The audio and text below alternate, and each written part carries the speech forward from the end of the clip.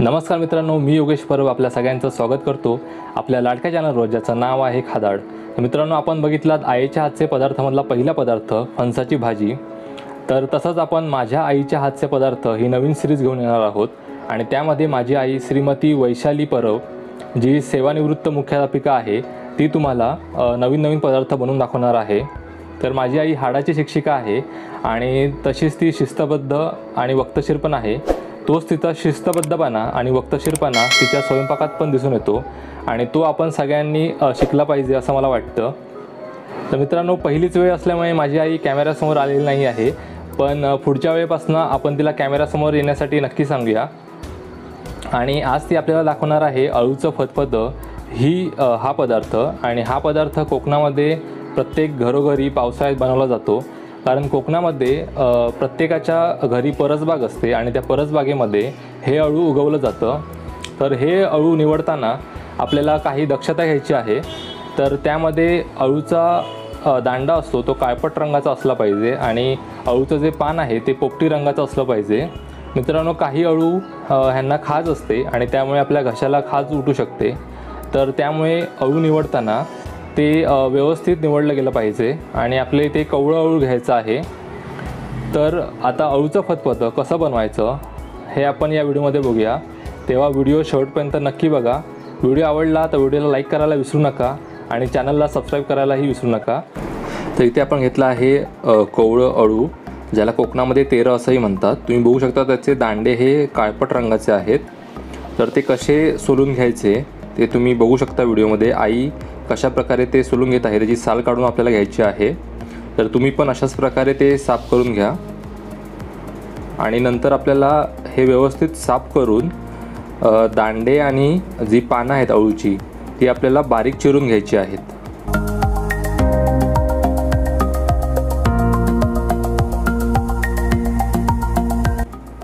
तर आता आपण इथे व्हिडिओमध्ये बघू शकता आई कशा प्रकारे छान बारीक अळूचे दांडे चिरून घेत आहे, तसेच ती पानं पण व्यवस्थित चिरून घेत आहे।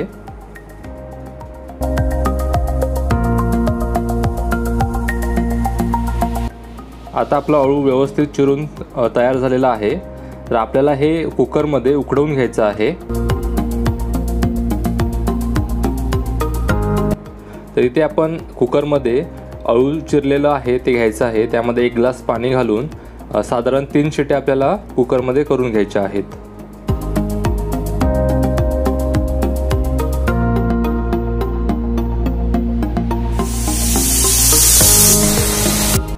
तर कुकरमध्ये शिजून झाल्यानंतर तुम्ही बघू शकता ते मिश्रण अशा प्रकारे दिसतं। जर अळू कवळं असेल तर ते शिजायला जास्त वेळ लागत नाही। त्याच प्रकारे आपल्याला इथे मक्याची कणसं, फणसाच्या गोट्या, शेंगदाणे, चणे हे रात्रभर पाण्यात भिजवून कुकरमध्ये मीठ घालून शिजून घ्यायचे आहेत। तर इथे जर तुम्हाला आंबाडे उपलब्ध झाले तर ते पण तुम्ही शिजून घेऊ शकता, तेही यामध्ये छान लागतात। तसेच तुम्ही पावटे पण घेऊ शकता। तर त्यानंतर आपल्याला हे जे अळू शिजवलेलं मिश्रण आहे ते थोडं रवीने घुसळून घ्यायचं आहे। ते एकदम जास्त पातळ आपल्याला करून नाही घ्यायचं आहे। नंतर अळू शिजवलेलं मिश्रण आणि जे गोट्या कडधान्य होतं ते शिजवलेलं हे आपल्याला एकत्रित करून घ्यायचं आहे।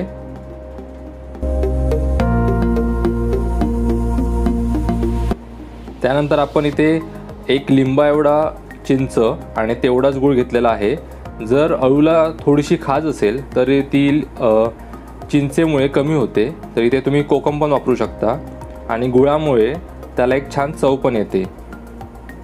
तर आता आपण फोडणीची सुरुवात करूया। तर सुरुवातीला आपण एका गॅसवर पातेलं घेऊन ते छान गरम झालं की त्यामध्ये 3 ते 4 चमचे तेल घ्यायचं आहे। तेल आपल्याला व्यवस्थित गरम होऊ द्यायचं आहे। नंतर त्यामध्ये कढीपत्ता, 1 कांदा बारीक चिरलेला आणि 4 हिरव्या मिरच्या बारीक चिरलेल्या घ्यायच्या आहेत। कांदा छान थोडासा परतला गेला की त्यामध्ये आपल्याला 1 लसूण, जो 1 लसणीचा कांदा असतो तो आपल्याला किसून घ्यायचा आहे। तुम्ही बघू शकता कसं छान किसून घेतलेला आहे। नंतर अर्धा इंच आलं घेतलं आहे किसून आणि हे सर्व मिश्रण आपल्याला कांदा लालसर होईपर्यंत परतून घ्यायचं आहे।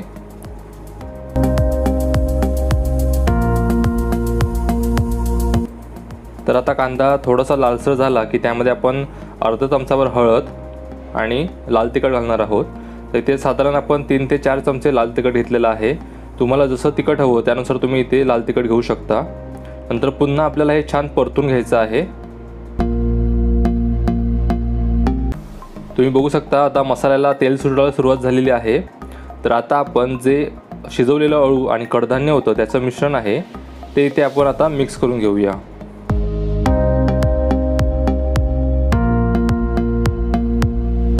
तर तुम्ही बघू शकता मिश्रण व्यवस्थित मिक्स केल्यानंतर त्यामध्ये आपण चवीनुसार मीठ घालणार आहोत आणि ते छान एकत्रित एकजीव होईपर्यंत छान ढवळून घेणार आहोत।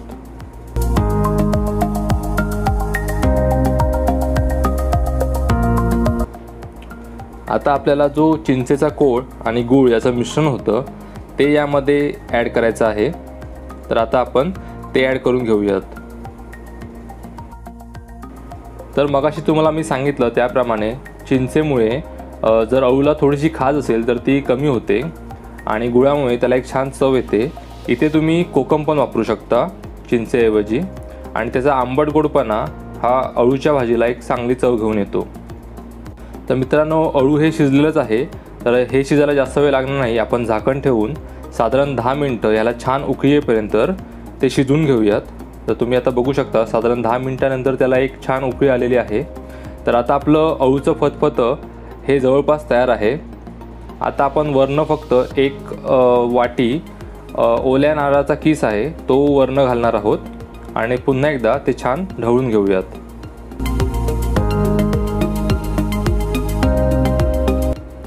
ओल्या नारळाचा किस एकत्रित करून झाल्यानंतर आपलं अळूचं फतफतं हे आता तयार आहे। तर हे फतफतं तुम्ही गरम गरम असतानाच खाऊ शकता। पावसाच्या दिवसात थंड वातावरणात हे गरम गरम अळूचं फतफतं खायला खूप छान वाटतं। तर मित्रांनो, ही रेसिपी तुम्ही नक्की ट्राय करून बघा। ही कशी झाली हे आम्हाला कमेंट बॉक्समध्ये नक्की सांगा। व्हिडिओ आवडला तर व्हिडिओला लाईक करायला विसरू नका आणि चॅनलला नक्की सबस्क्राईब करा। आम्ही तुमच्यासाठी अशाच चमचमीत रेसिपी नक्की घेऊन येत जाऊ। धन्यवाद।